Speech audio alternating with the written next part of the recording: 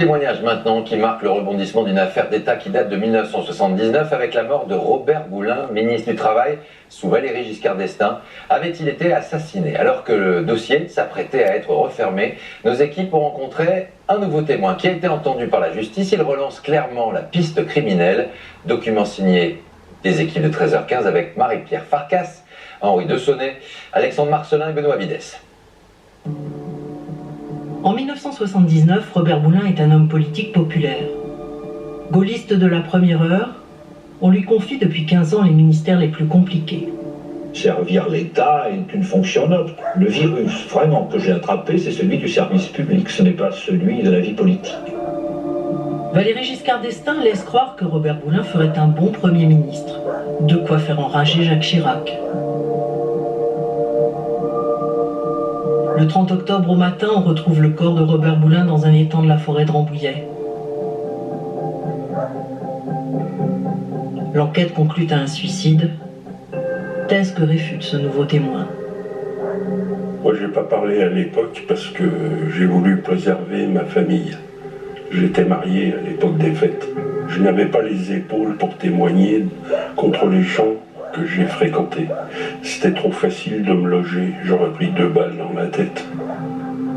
C'est dans ce club échangiste de Ville d'Avray, fermé depuis 2012, qu'il a assisté à une scène étrange. Le club, le Roi René, est connu dans le monde entier. Ah, c'était particulier. Quand on rentrait dans le club à gauche, il y avait le vestiaire, on déposait nos vêtements. Il y avait le bar en bois avec des hauts tabourets, avec un trou dans le tabouret pour mettre la main aux fesses des... Ah bah oui, mais madame, c'était un film, le Roi René. C'était pas seulement un club échangiste là-bas. C'était un club où les gens se rencontraient. Il y avait des francs-maçons, beaucoup. Il y avait les services secrets. Il y avait des présidents africains qui venaient. Il y avait des chefs d'État, des ministres, des stars du cinéma. Dans ce club, il y avait l'aristocratie de la voyoucratie. C'est un mélange des gens qui se mélangeaient bien là-bas. Un soir, il assiste à une discussion étrange. Et donc moi, j'entends une conversation un peu bizarre où je suis pas mêlé. Il dit, le patron nous avait dit de pas le tuer, de lui filer une danse. Et l'autre répond, bah oui, mais on l'a tabassé un peu trop fort, il en est mort. Et il dit, dans la panique, on l'a balancé dans l'étang. Quand il a raconté la scène à la juge de Versailles, elle a décidé de rouvrir le dossier. Quand je lui ai raconté mon histoire, la juge, elle est tombée de sa chaise. Elle s'y attendait pas. La juge, avant de me faire témoigner, elle m'informe, elle me dit un faux témoignage en matière criminelle, 5 ans de prison. Elle me dit, vous persistez? Je dis, oui, allez-y. Greffière écrivait. 40 ans après, j'ai reconnu les gens sur photo.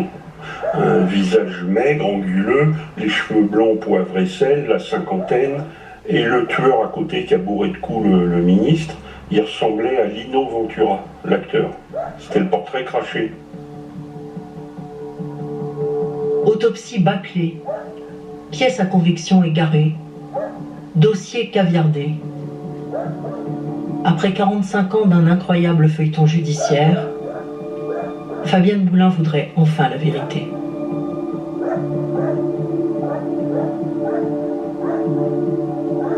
Ce qui m'importe, c'est de connaître ceux qui ont commandité cet assassinat. C'est ça qui m'importe. Vous trouvez pour pas cher à Paris des gens qui sont capables du pire. Mais c'est pas ces gens-là qui m'intéressent.